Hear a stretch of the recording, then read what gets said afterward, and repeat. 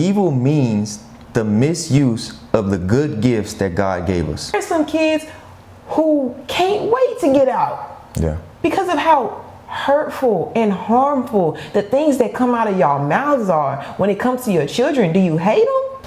Yes. What's up, y'all? Welcome back to the channel. We are on another episode of Sincerely the Carsons, and today we're going to talk about why y'all suck at parenting. Genuinely. And at this point, it's a real issue. It's not something that's laughable or something that we need to make light of. And I think that our generation just makes a mockery of what it means to be a good parent and what it means to take some authority over your children and what that actually looks like. And we'll also be delving into why hundreds of thousands of children are missing and no one cares. Really, they don't. Yeah. It starts from like what you're saying. It starts from the parenting. You know, I think that we play too many games with our kids, you know, and, you know, our friends' kids, our family's kids, you know, kids in general that we may not know, but we see. You know, I think too many Americans play when it comes to children, you know. I think they focus way too much on selfish acts. You know, they care about what the next person is doing, what the next adult is doing, what the next other adult is doing, what they got going on, and everyone forgets about the kids. It's sad, actually. Yeah, I don't think that kids are anybody's, not parents, not other children. Like, we see school shootings, we see kids murdering other children. Like, at this point, kids are the bottom priority. Yeah. Not even like not number one, literally at the bottom of the totem pole. And I just think that overall, there is a calling on, especially on my life. When I decided to have children, I feel like God really placed something in my life when it came to being a mother. I took it very seriously. It wasn't something that was a game or a joke. I'm not really a big, like, cuddly, with my children I am, but like before I had children, I was never really a cuddly, mushy person. Yeah. And you know me, that's how I am in general. We're not very, you know, super overly affectionate people. Mm-hmm. We can be a little bit like less affectionate. Yeah. But you know what I am? I'm an advocate for children. Yeah. I definitely feel as though children don't have a voice to speak up for themselves, and it's on us, especially within our community, to speak up for our children, because I think that at this point it's time to stop letting so many things slide. Yeah. We let I would say, when it comes to children, I would say we turn the eye towards children more than anything. Yeah. More than anything that happens, you know, boyfriend, girlfriend stuff, you know, mom and dad stuff, you know, the friend down the street who steals. Like, we turn a blind eye to, I would say, almost everything that children go to. Mm-hmm. Even from the small stuff, like children having a bad day at school, all the way up to, you know, children getting misused and abused, right? No one talks about the stuff that goes on with children because everyone thinks the children they'll be okay. Yeah, they'll get some tougher skin, and it's weird to me, because how do you expect the child to, you know, to understand life the way that you understand life as if you're 30 years old, you know, or as if you're 50 years old? Children don't understand or comprehend the same way, which is why children are gullible, they're vulnerable, and they're easily impressed, right? Yeah. So because of these key factors, children can be manipulated and misused and abused easily, and no one says anything about it. And the reason I think they don't say anything about it is because no one knows, no one cares, no one knows how to be a good parent, and no one was taught how to parent properly. Yeah. So we have a whole generation now of bad parents, absent parents, and abusive parents. Key on abusive. Yeah. Key on abusive. Also, or opposite. Gentle parents, too gentle. Coddling. Yeah. Trying to stop the development of children in a way that's necessary for this life. Yeah. I think that parenting is a very hard thing when it comes to balancing between too hard, too soft. It's really a Goldilocks analogy. You know what I'm saying? Yeah. Like, it has to be just right. And that's why parenting, for one, is a two-person job, and for two, it is intentional.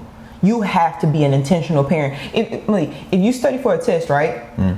Do you expect to pass? If I study, yes. But if you don't, why are you expecting an A? Exactly. Parents who sit here and say, I did my best. No, you did not. I tried my best, and your child is messed up mentally, emotionally unstable, or they're projecting their abuse as adults onto other Their children or their new children. Yeah. So all we see is these toxic cycles, and then we have parents saying, there's no manual. There is. It's called the Bible. Yeah. Look it up. God tells you on how to be a good parent. So why do we sit here and neglect the fact that children deserve just as much intention as that man, as that woman, as that job? Children deserve more intention than that. Yeah, and the truth of the matter is, because we already know what the statistics are, right? And most people who having children, right? They probably having children, and they not with the person they had children with, right? Yeah. So, can I say a statistic? Well, go ahead. So, a statistic shows, and it's for black women because I'm a black woman, so the statistic is catered to my demographic. But it says that like 70 to 80% of black women, their second child will be by a different man. Yeah.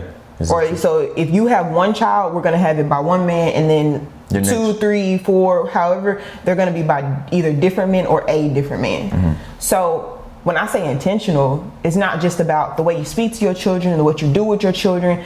It's about how you conceive your children and how you move forward in adding siblings and all of those things. It's not just about the coddling or the nurturing or the caring of the child that's present. It's about future children and, you know, your dedication to what you see for them in the future. You know what I'm saying?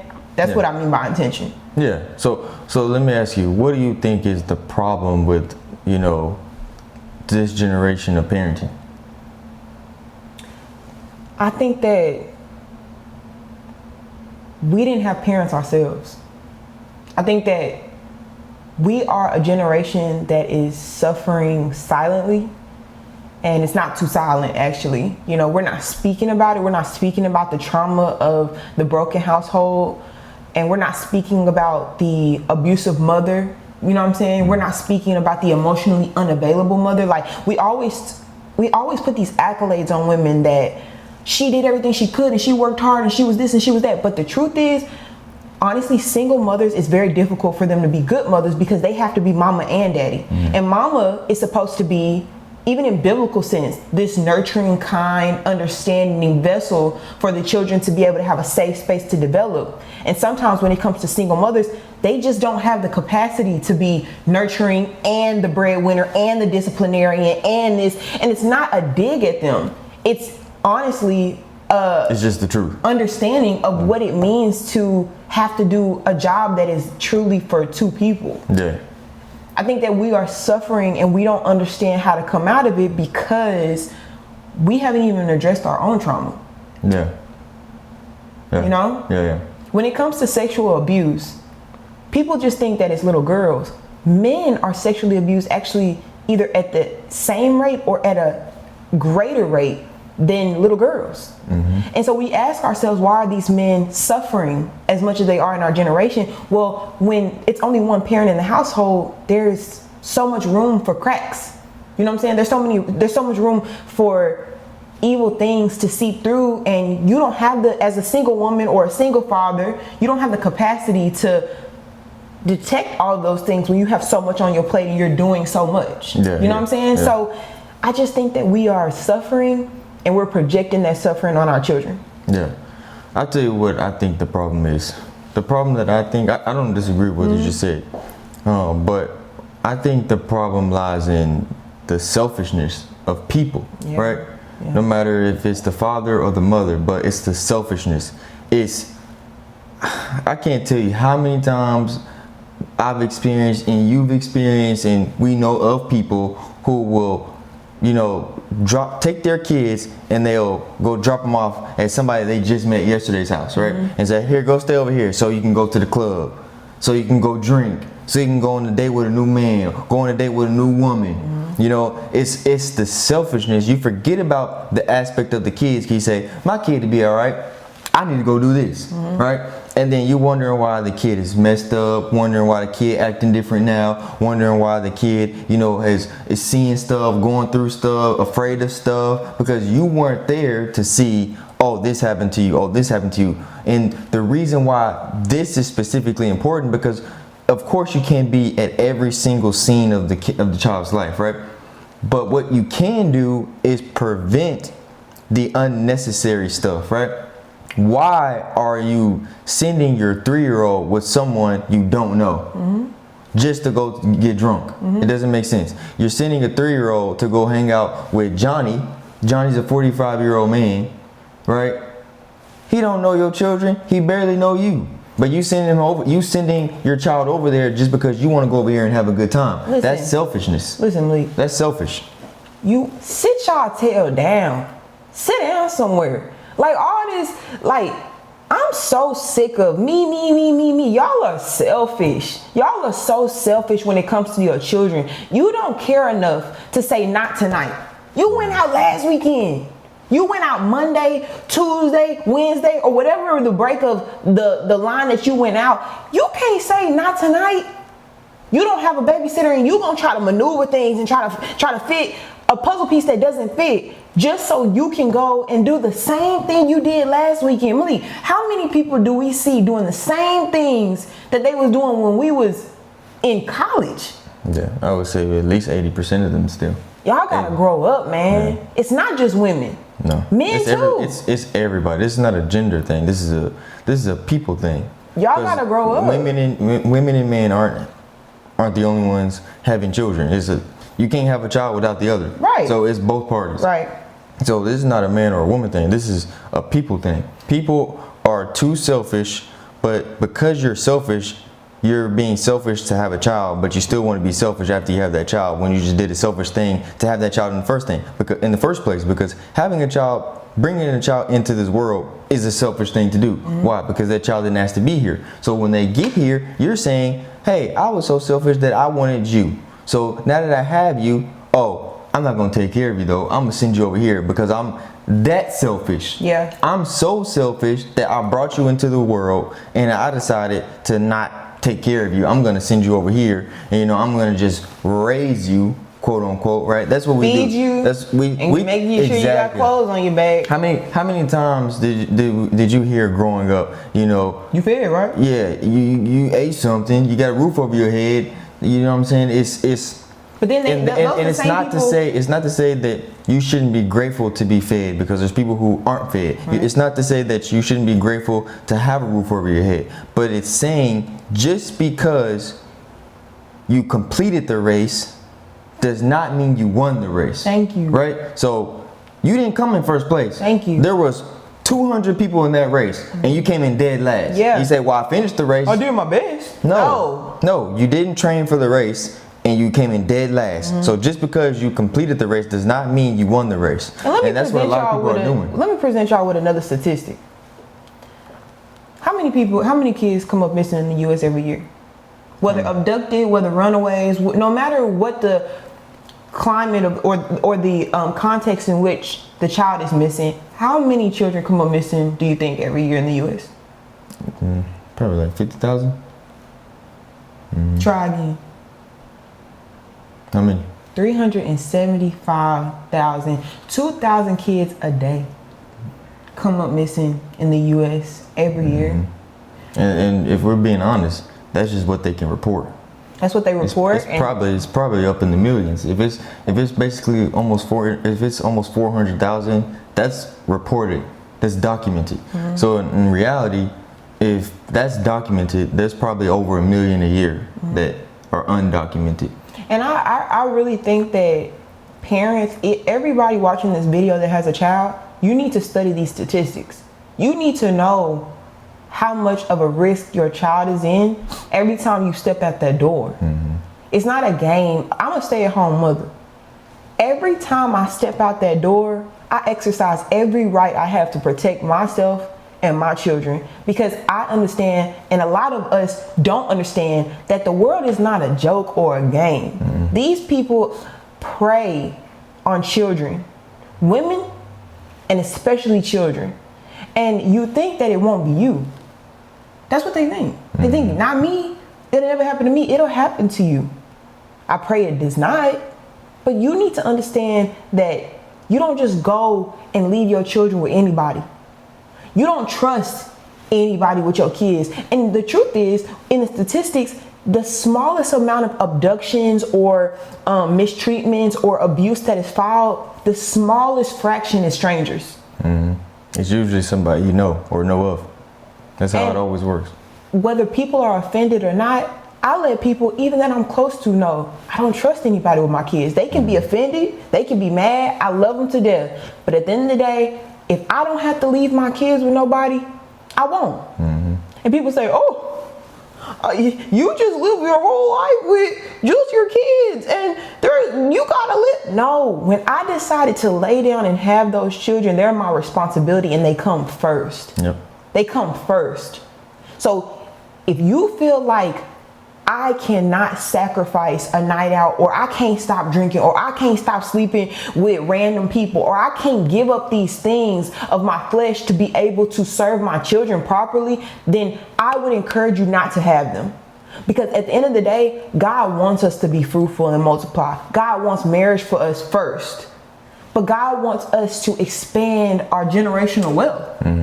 But at the end of the day, if you're not going to create a generational wealth, if you're not going to create a generation if you're just going to create a generation that's recycling the curses and and a generation that is just creating more damage, then my question is, do you think that it's necessary to continue to perpetuate that? To perpetuate what exactly? Damage, trauma,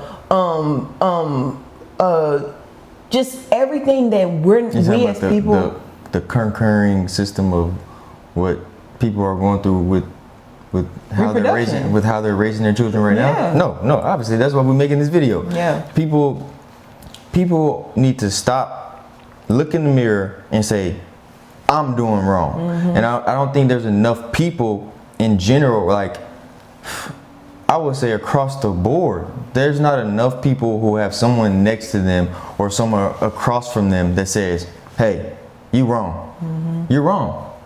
I do it all the time. Everyone only wants to be around the people that says yes to them or says, I understand, or I get it, or I understand you went through hard times. No. Now, truthfully, I would say 90% of the time, you wrong. 90% of the time, you're wrong. Because most of the time there's a better way. Even for myself, for us, I think about that. Like when we make a decision or when I make a decision, after the fact, I say, oh, I could have done that better. Even if I thought what I did at that time was right? After the fact, I say, nope, that was wrong. I could have went about that better. And that's what a lot of people aren't doing. A lot of people aren't saying, oh, I could have done this better. They just say, it's good enough. And good enough is obviously not working because our kids can't read. Our kids can't write. Our kids don't know cursive. Our kids can read on a second grade level. You know what I'm saying? Like our kids want to dye their hair blonde before they learn how to read a book. Our kids want to get their first haircut. You know what I'm saying? Before they even turn old enough for their hair to develop. We're doing all these things to make our kids adults, but not raising them to be adults. You know, we're letting three-year-old girls wear skirts that you come up. We letting our boys wear pink before they even understand the concept of blue. So we're doing everything completely backwards because we're trying to make our kids adults before we graduate them from toddlers to preteens, then to adults. Run it back. So what do you mean by before they understand the concept of blue? What I mean by before they understand the concept of blue, if you have a son, right, before you try to introduce him to pink, right, because pink is not a girl color, it's just a color, right? That's associated. It's associated with girls, right? But before you try to introduce him to blue, introduce him to the concept of boy. Blue is for boy. Why? Because you need to figure out what a boy is first. You're talking about simplicity. Simplicity, right? Because children don't know how to... children cannot organize their brain in a way that adults can, right? Meaning they can't put a drawer here, a drawer here, a drawer here, a drawer here, a drawer here, and a drawer here, and say, this is for that, this is for that, this is for this, this is for that, this is for this, right? Children have to go one step at a time. So before you introduce your son into pink, let him understand the simple concept of blue, and then cars, and then trucks, right? Let him understand the simplicity of being a boy before you try to automatically just jump him to complexity of the girl stuff, right? Of what is associated with girl stuff, right? And the same thing for girls, right? Before you try to introduce her to blue, let her understand and grasp the concept of pink, right? Let her figure out what being a girl is, what being a girl means, what all these things mean before jumping her to blue, before jumping her into basketball shorts and footballs. Before doing those things, let her grasp the concept of the simplicity of girls, right? And I won't even hold y'all. I'm gonna just brace yourself, because I'm gonna just be real with y'all. All this gender fluidity stuff is the devil. Yeah. Y'all need to stop. Y'all need to stop and really look at yourself and ask yourself, why am I doing this? Why am I projecting a issue with identification on a child that's just trying to learn simplicity, like he's talking about, simplicity? Yeah. You want to instill something into a vessel that's not even anywhere near developed, not even a sexual being. And you want to orient them based on what you wanted. And that's what it is. Y'all can sit over here and try to justify these things, but God tells you that these things are wrong. Yeah. So you can look at me and Malik and talk about how, and everybody wants to do this. This is the problem with this generation. The whispers. Everybody wants to whisper, oh, that's wrong. Why are they doing that? And like Malik said, but then in front of these people, you're a yes man. Yeah. You agree. I had a friend ask me, what do you think about pink for boys? And I said, I don't practice that. You are gonna do what you want with your children, but I don't support it, because at the end of the day, children need to be able to identify as what they are. Not what you want them to be, not what you think is okay, because at the end of the day, black and white is a simple way of raising children until they can understand complexity. The problem with y'all is y'all are trying to put complex subjects and complex material onto an underdeveloped brain, and not understanding why they have dysphoria, not understanding why they need ADHD medication, not understanding why they can't read, they can't write, they can barely speak. Oh, they're speech impediment, they're this, they're that. They're confused, and they have a lot emotionally that they're dealing with. So if I was dealing with a lot of emotional dysphoria and a lot of confusion, I might not say nothing either. Yeah. I might be looking around like, too. Yeah, because like literally, that's exactly what I'm saying is you're putting these things on your children that you think that they want or you think that they understand, right? Before they even learn how to read, right? You're telling a 3-year-old, a 5-year-old, a 6-year-old boy that, oh, it's okay for him to put on heels. How is it okay? How do you think it's okay for a boy to put on heels at 6 years old and he doesn't know how to read? What is the point of even grasping in that concept? He doesn't know how to read. You should be focused on, you need to learn curriculum first. You need to learn all these, you need to learn math, 2 + 2, 1 + 1, 2 × 2. And you're introducing them into stuff that has to do with adults before you even have the concept for your children to read, you to as write. An adult don't even understand your orientation. Exactly. You as an adult are confused within yourself. Exactly. But you expect your 6-year-old to understand theirs and to express it and to be content with it for the rest of their lives. You're evil. You're evil. And you have to call out evil when you see evil. So for everybody who is trying to whisper, And for your friend who is trying to put their child, their boy in pink and their girl in trucks and cars, for those friends, speak on it. Because at the end of the day, we are no better than the people we surround ourselves with. We are no better than the people that we allow to do the things that we know are wrong. And if you can't speak to say, Tyshe, why do you continue to leave your child with a man you just met? Oh, he my boyfriend. Oh, you dead wrong. Are you crazy? You really need to, and that's what we lack. Yeah. We lack a generation of people. I feel, and this is not a factual statement, but I feel from watching my grandparents' generation, I was together for 40 years, I watched them critique their friends and critique the youth and critique, but y'all don't want to hear nothing. Y'all think that you want to cancel somebody if they go against you. And we can tell you we don't care. Yeah. Before we ever blow up, before y'all, and y'all will see our face everywhere, and before that, we'll go ahead and tell you we don't support homosexuality. We don't support transgenderism. We don't support racism of any kind. It's not just black and white. We don't support your dysphoria with being a grown man desiring small children, or a grown woman desiring to be with young kids. Your pedophilia. We don't support the gray area of where y'all want to make the line okay. Yeah. So if you can't cancel us now, because at the end of the day, if you don't stand for nothing, you fall for everything, and we are wanting to ensure that the children of the next generation are able to experience something that is pure, something that God intends for you, which is a place of love. If you don't think that this is love, then you don't understand the definition of love, because your soul is on the line. Yeah. And when it comes down to it, we would rather you hate us but hear us than to love us and we lie to your face. Yeah, exactly. Because and I think, going back to the point you said earlier, a lot of people think that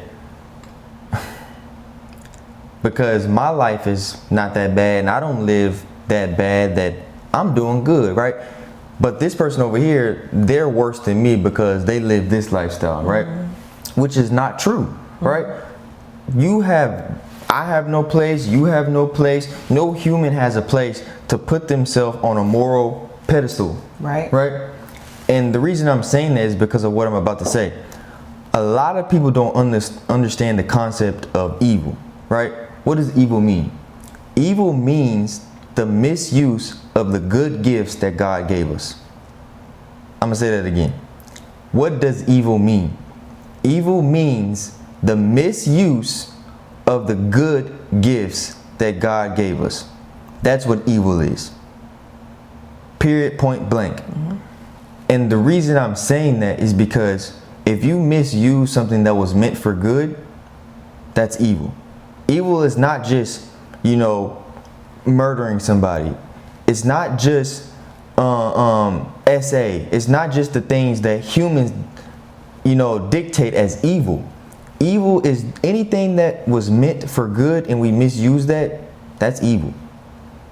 And we've all committed evil, some way, some form, somehow. But that does not mean that it should not be corrected. I need to be corrected, you need to be corrected, y'all need to be corrected. We all need to start correcting each other on the evil that we do, because there's a lot of things that are meant for good that we misuse. And one of those good things is what we're talking about right now, which is children. Children are a blessing. They're one of the best things that could ever happen, and they're meant for good. They're the reason why we can even make these videos. What do I mean by that? The reason you can make these videos is because someone had the children to create a YouTube, to create a camera, right? So children grow up to be something that can create something that we find useful, which is good. So the reason why our generation of children coming up is so important is because they're meant for good, not for evil. And if there's no one standing up to say, that's wrong, that's evil, I don't agree with that, then how do we expect to continue to develop? The reason we have been able to get to this point is because, like she said, the generations before us had people standing in front of them saying, hey, that's wrong to cheat on your wife. Hey, that's wrong to cheat on your husband. Hey, that's wrong to not call into work to tell your boss you're going to be late. It's wrong. All these different things, they were telling each other these things were wrong, and they weren't afraid to get canceled. They weren't afraid to go to jail. They weren't afraid to get beat up. They weren't afraid to get in a little scuffle. People had heart.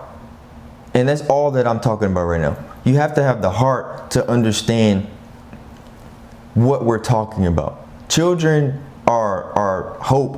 Why? Because when I'm gone, when you're gone, the people behind you, the people behind us are going to be the ones to continue the cycle. And do you want to continue the cycle of where we're headed? Because where we're headed is not looking good. Because we're not taking care of our children. We're focused on drinking and partying and not enough education. I'm around a lot of foreign people from other countries, and I can tell you right now that their children are 10 times ahead of our American children. And it's not because they're more spectacular. It's not because they're more naturally gifted. No, it's none of that. It's because the difference between a lot of other foreign countries and Americans is we have what's called, what I like to call the spoiled kid syndrome. We have spoiled kid syndrome, and we're so blessed and so privileged in the country that we're in that we sit back and use our privilege for evil instead of using our privilege for the greater good. And the reason I know that is because you see it all the time. I promise you, y'all have seen it. You've seen it in real life. People from other countries come here and they blow up. Boom, they prosper. Why? It's not because they did anything different. It's because they came here and they took the privileges that we have here in America and they used it to their advantage. But we sit back here as a spoiled kid and say, America better hand it to me. America better give it to me. And that's how we're raising our children. We're raising our children to say, just sit there and wait till somebody give it to you. And then they never do. And then they have children. And then they children's children have children. And then we're just creating a lazier and lazier and lazier generation of kids because no one is stepping in and say, hey, get it together. Stop waiting for the government. Stop waiting for someone else. Stop waiting for your boss. Stop waiting for the laws to change for you to get your children to read. Stop waiting for the government to tell you, oh, school will be free. Stop waiting for your children to tell you, for the government to tell you this will be free, that will be free, right? Stop waiting for that, because what if it never happens, right? Does that mean you should stop, educating your children? No. What that means is, regardless of what happens, where you go, where you move, where you live, you should educate your children because they're the next generation of importance. So you need to stop choosing yourself, stop going out as much, stop drinking, stop doing drugs, all these different things that are leading you to not prepare your children for the world. Because I promise you, if I talk to a lot of y'all say, I wish my parents would have. I wish my parents could have. I wish my parents did. I wish my parents would. So instead of being like your parents, look at your children and say, I won't be like what my parents did to me. That's what we're talking about. It's a good father, y'all. You see what I'm saying? It's a good father. That's all I'm saying. It's literally that simple. Instead of looking at what the world is telling you should be to your children, look at what the word is telling you should be to your children. And it's simple. Love, compassion, grace, but also discipline. Doesn't mean abuse. It means discipline. It means you need to understand right from wrong. That's discipline. Understanding right from wrong. And no one is telling people how to do these things the right way. We're just roller coaster. Some days we happy, some days we mad, some days we sad. We're just going up and down and up and down. And then we get to the point to now people are 35 years old, 45 years old, and they lost. And it's a shame. Yeah, I think I wanted to touch on something. The war with feminism has clouded a lot of y'all's minds. I see, really come to understand that this stance that y'all are taking, attacking mothers, attacking stay-at-home women, and telling them that their lives are not valuable because, and if it's not you, then I'm not talking to you, but I'm talking to the women who think that your value comes from a job where you clock in and you make money. That's fine, but your job is your child, and anything that comes before your child has to be demoted. You are your child's safe space. You're your child's anchor in this world.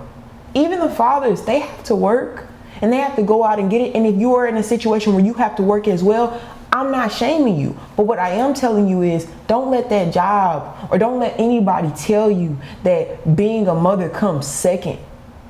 Being a mother comes first, second to being a wife. Yeah.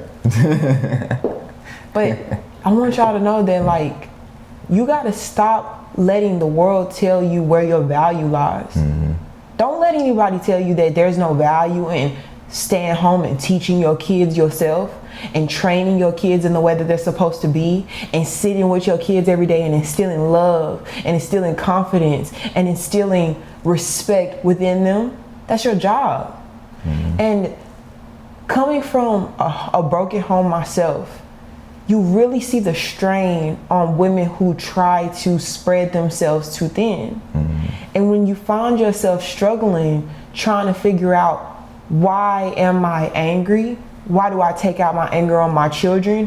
Why am I not able to empathize with my kids? It's because you're spread too thin. Mm-hmm.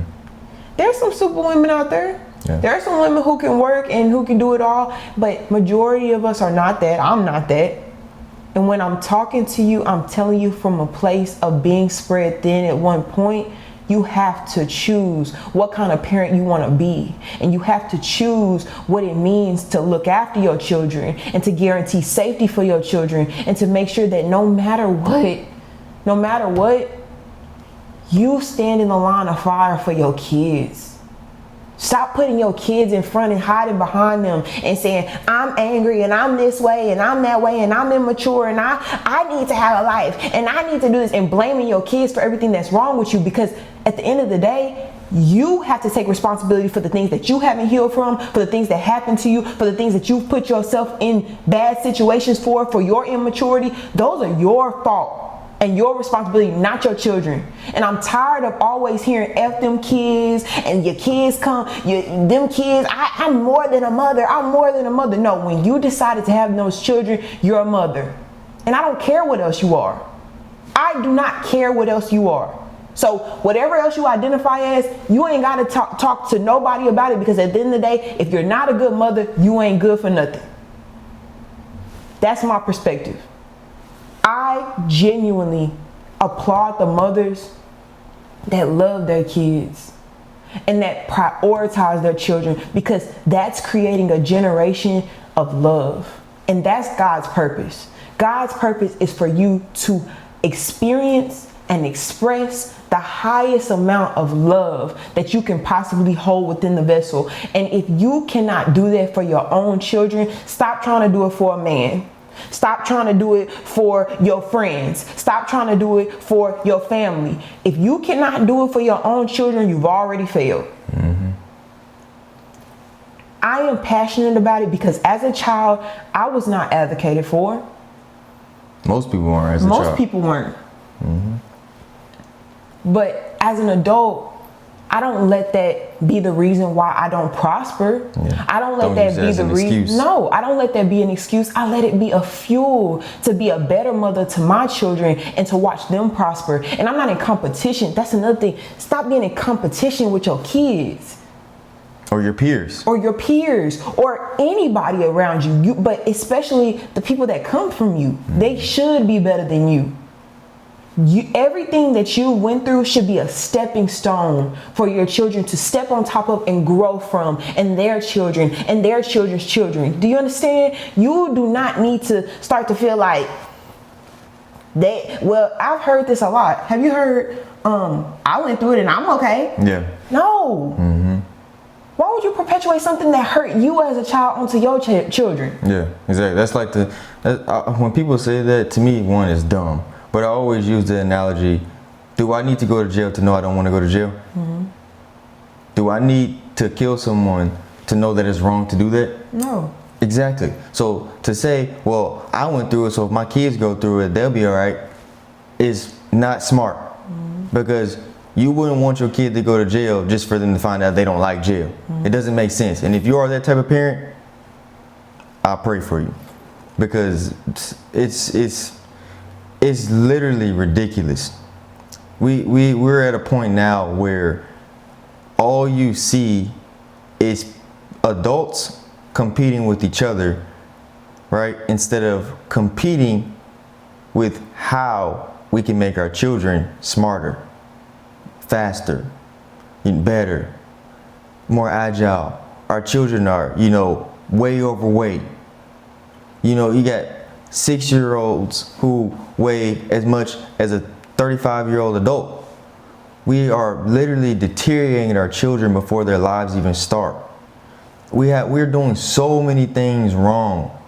We promote My 600-Pound Life, and these kids on that show, they start out, they're 13 years old and they're already 350 pounds, and we're promoting it like it's okay. They had a hard life.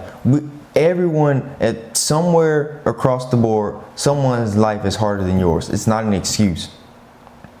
It's just for us to say, hey, this is wrong. Stop giving that plate to that child. Make cutbacks. Do things to help your children instead of putting them in positions to fail. Because when they fail, you can't look at them and say, why'd you fail? You set them up for failure. How can you expect your children to prosper and to be something in life, to be great in life, when you set them up to fail? And you say, well, my parents didn't give me nothing. Exactly. So if your parents didn't give you nothing, why would you say, I'm not going to give my children anything either? Doesn't make sense. That literally, all that's saying to me is proving to me you're saying, I don't care. I don't care about my children. My mama didn't care about me, so why would I care about mine? That's literally what you're saying when you say, well, my children will be okay, or I'm doing enough. All you're saying is, I had you, and when you get 18, I'm going to kick you out. That's what we do. In the American culture, as soon as our kids are old enough to go to college, we kick them out, kick them to the curb. And wondering why our kids are financially behind. Wondering why our kids, are struggling. Wondering why our kids are in jail. Because we kick them out so fast before they're completely and utterly ready to leave. Because you want to have your own time to yourself. That's how bad you want your time to yourself. You're like, I don't care what happened to this little 17-year-old. I don't care what happened to this little 18-year-old. Once you graduate high school, you out of here. And then our kids, they go out there as 18-year-olds that weren't taught how to read, that weren't taught financial literacy, and they go out there and they go get loans, they go get credit cards, they go do all these things, they get in debt, they get a repos, they get their house foreclosed on, they get all these things, and because they were already from the start set up for failure, back to back to back to back to back. We need to teach our children how to properly manage loans. We need to teach our children about credit. We need to teach our children how to stay in the nest long enough to where they can save some money, so when they finally go out into the world, they can be okay. It's not about being millionaires or rich or anything like that. It's literally just simply setting your children up to be okay.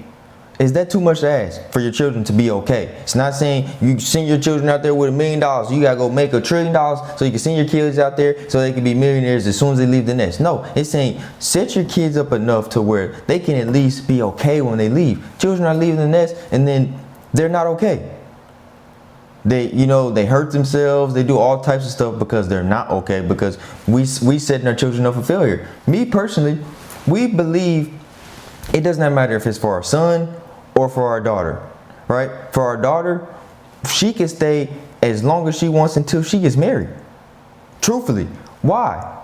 Because she needs all that time to be vetted by her husband, so she won't have to leave the house until she gets married. If that means she's 30 until she leaves the house, that's fine. Guess what that means? That means by the time she's 30 and she gets married, she leaves out the house, guess what that means? She has enough money saved up, so if anything happens or anything, they go through tough times with her husband lose a job, whatever the case may be, guess what? She'll say, oh, babe, my parents let me stay with them until I was 30. You know, I got some money put back, so I know you lost your job, but it's okay. Take 3 months off to go figure out what you want to do. Now her husband has security with her. Now he's happy, even though he's stressed out about work. He's like, oh dang, because they have a security blanket, because you allowed your child to build something that even her husband didn't know about, and she's like, oh, I can use this to help us. That's a good thing, right? Mm-hmm. That's a good thing. And for our son, he can stay long enough until he gets a career. Because he's a man, it's a little bit different. He's going to be a man. It's going to be a little bit different. I would say he can stay long enough until he gets a career for himself, right? Because he's the one that's going to have to go out and find him a wife, right? So he's going to have to leave a little bit earlier than our daughter. And the only reason is because he's the one that's going to have to find a wife, right? And doing that, he's going to need to have some resources. He's going to need to find certain jobs. He's going to need to do the things that a man needs to do to even be able to be capable of going to get a wife. So it's going to be a little bit different for him, but he's not going to get kicked out as soon as he graduates high school and goes to college. No, it's going to be, all right, even if, for example, if he wants to become a lawyer, right, it may take him a couple years to become a lawyer. So he may not actually get a full job until he's 27. Okay, all right, son. Now you're 27, you got a real career now. Okay, you got to go. Then that's fair, because you're setting your children up for success instead of kicking them out for them to go work at Walmart, kicking them out for them to go work at Amazon because they got to get a job like this. And that job is not paying enough. That job is not fulfilling enough for them to have enough time to actually become something. We're not giving our children the time to become something, and wondering why we're behind generation after generation after generation after generation is because we're not allowing our children the grace and the patience to sit back and say, find something that you want to do that will let you be okay. It's not about being the richest person in the world. It's about being okay. Can you make sure you have enough money to feed yourself where you don't have to worry about living check to check? Give your children that option to do that. Stop letting your children leave the house at 17, leave the house at 18 and go work at Sonic. Because what that does is they're going to work at Sonic and make $2,000 a month, and then they're going to spend all that money. A $700 is going to go on a car. The other $700 is going to go on food, miscellaneous stuff, and the rest of the money is going to go on clothes or stuff that has to be fixed on the car. We're setting our children up for failure, and this is just a piggyback on what we're talking about. We're not doing a good job as parents or as friends or as family members, because we're seeing all these things happen and no one is saying anything about it. And to elaborate on my perspective, because Malik is more oriented on our children's goals, their dreams, who they become, their career fields and things of that sort. I personally have a different bone to pick from the same perspective. Y'all are killing your children internally as well. Stop cussing your children out. What's wrong with y'all? Why do y'all continue to ruin your children's self-esteem, talk about your kids' appearances, and talk about their bodies and nitpick them and cuss them out and call them every name in the book, and then you ask yourself why they want to leave when they 16, she fast, she this, he want to go out and do this, and they want to run from you. So where Malik is talking about the ability for our children to stay, they are open and welcome to stay until they get established. Some kids don't want to stay. Yes, obviously. Ask yourself this. Yeah. Because you wouldn't talk to that man or your boss like that. You wouldn't talk to your homegirl or your best friend like that. But I just am really confused as to why we have so much courage and the wherewithal to talk to our kids like that, but you wouldn't talk to another adult like that. Because you're a coward. Yeah. You take out your anger on a source that doesn't even deserve it. You mad at that man, or you mad at this situation, or you're mad at your finances, or you mad at your job. And instead of being able to communicate as an adult, which you don't know how to do.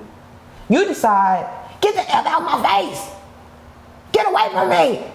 Stop talking to me with your stupid. And then you don't understand why your children don't want to speak to you. Why he's so bad. He's bad. Don't you understand that bad kids come from bad parents? Mm-hmm. Are y'all not able to click accountability within yourselves to understand the damage that you do to your children when you perpetuate your bad habits onto them? You smoke in front of your kids, you sleep, you have sex in front of your children. Y'all think that they don't understand when they do. Y'all talk about them badly. Somebody come home and tell you, mama, this happened to me, and you get on the phone with your sister. Girl, guess what happened? Right in front of them. Embarrassing them, cutting their hair off, beating them on live. What is wrong with y'all? Do y'all not understand that this trauma is a lifetime? Do you not understand that when you do something in the heat of the moment for 10 minutes and that stays with them forever? I'm not perfect. But you have to understand that me personally, I've learned how to control my emotions. I would never speak to my husband that way. So, and this is a grown man. So why am I going to speak to my child that way? Like, the reason that y'all have an issue when it comes to being a parent is because of the calling of maturity it has on your life. The responsibility, the maturity, the grace, the forgiveness, the understanding. Y'all can't do that for anybody in your lives. So when you have to forgive your children when they make a mistake, and when you have to give them grace, and when you have to, let me not yell at you for this, or let me not say this to you, or when you have to monitor yourself, you feel like that's not a necessity. You feel like I shouldn't have to do that. You don't want to have to filter yourself. You don't want to say, oh, that song got a lot of cuss words in it. Let me not play that around my kids and damage their minds with this secular music. Let me not play movies that have sex scenes in it right in front of my children. Let me monitor myself. You feel like I'm grown. I should be able to do it. I don't want to do it. Grow up. Grow up and understand that your children didn't ask to be here. Mm-hmm. And honestly, they wouldn't want you as a parent if they could choose to be here. Yeah. Because you don't care enough. Because you don't want them here. Because you feel like they are a detriment to what you want to do, and when in reality, God puts them here to be a benefit to you. That's you just said something. That's the $1 million question. Would you want you as a parent? That's the $1 million question right there. Would you want yourself as your parent? And if the answer is no, then you know not tomorrow, right now, you need to be better. Because if you wouldn't want you as your parent, then you need to look at yourself in the mirror and say, I need to fix something. Remember,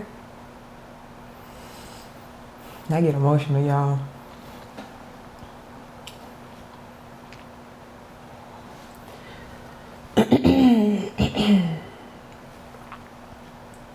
Remember to look at their toes and their fingers, and to hear the tone of their voice, and to watch the fear in their eyes when you do the things you do. Remember to be aware in the moment of the damage that you're causing them, and try to take a step out of your own emotions and your own feelings to feel how you will feel to be that small. And even if you have teenagers, the vulnerability that comes with being helpless, not having the funds to help yourself as a child. Because children are dependents. They're dependent on you. They need you. And to be their worst enemy is like living in hell on earth. To come home and to not want to be there. To not want to talk to your mother. To not want to be in the same room as your father. You don't understand. Right now you feel like it's about you. You feel like this doesn't matter. But when they grow up and people ask you what happened, don't look at your kids and say they bad. Look at yourself today when you cuss them out. And look at yourself today when you beat them into an inch of their life. Beating them with belts and punching them and stuff. Like, y'all gotta understand that these things are not normal. Mm-hmm. I'm black and this happened to me. And even if you ain't black, white, Mexican, Asian, every race, every culture, every person I'm calling to you today, it's not normal. Discipline is one thing. As Malik said, abuse is another. Mm-hmm. Yep. Y'all have to do better. And if you want to be rebellious and state how this don't apply to you and talk about your excuses, I'm talking to you. Because you're the problem. The problem is with the person who doesn't want to hear the truth. Who doesn't want to hear a person who not only loves them, because I love you. I love you because you're valuable. Because my creator says you're valuable. And your children are valuable. And I love your children. I love your children more than you. And that's hard to say. It's hard to, and if that's not true, make it not true. Don't let a stranger love your kids more than you. Never let your children feel that anybody in this world loves them more than you. Yeah, I just want to end off by saying that we have to really dial in and really focus on the children, because like I said, the children are the ones that are going to take the torch when you're not here, your parents, your grandparents aren't here, you know, because a lot of people, their parents take care of their children. You know, we got grandparents who doing double time because the people are so selfish. They're like, well, I want to go out, so I'm gonna just leave them with my mama. So the children are being raised by y'all's parents because y'all don't want to take care of them. And all this is what I'll say. In this generation, all of us need to stop making excuses and stop chasing money and stop chasing clout and fame over the importance of our children, because that's what we're choosing. We're choosing money and clout over the education and the love of the children. Yeah. Protection. Sorry. Yeah. In the protection of our children. Right. Yeah, in the protection of our children. It's all the above, and it's sad, it's wrong, and we will never ever get anywhere if we continue to do that. And we're pointing this out because we're tired of sitting back and watching it and seeing it, and you know, just making side comments and saying, oh, we don't like this. No, we're making this video because we're tired of seeing it, and no one else is stepping up to the plate. No one with a big platform is saying anything. No one with 1 million subscribers is saying anything. No one with 2 million subscribers is saying anything. No one with 10 million subscribers is saying anything. There's no one that I found. If y'all know them, send them to us, because I search everywhere and I look everywhere. There's nobody with a big platform who is saying anything about the importance of protecting the children. Nobody. And I'll end it off by saying, as harsh as it may sound, this is the start of a conversation that's so necessary. Because no matter what, no matter how you may feel, no matter your conviction, no matter your anger, the truth is love. Mm-hmm. And will always come to you from a place of love. Because an enemy will lie to you and tell you that the behaviors that you display are okay, and that they will get you to a better place, and they'll let you feel peace, and they'll let you feel some type of fulfillment within your soul. And y'all will never get content from here without leaving you with truth. Find Jesus. Find him. because you can validate everything we're saying through him. Because that's how we found this information. We ain't special. We have started in hard places as well. We've had to learn how to be parents. We've had to learn how to do things in the proper way. But through Jesus, he's shown us to give us so much grace and wisdom and mercy. Malik was just talking about the wisdom that he's granted him because he prayed for it. Ask and you'll receive. And if you're watching this video today, maybe you were asking, and we hope that you received. Yep. Make sure that you like, comment, share, and subscribe. And if you agree with this message, or even if you disagree, drop a comment down below and let us know your thoughts. We would love to hear them, and we will see you guys in the next one. Sincerely, Carsons, out.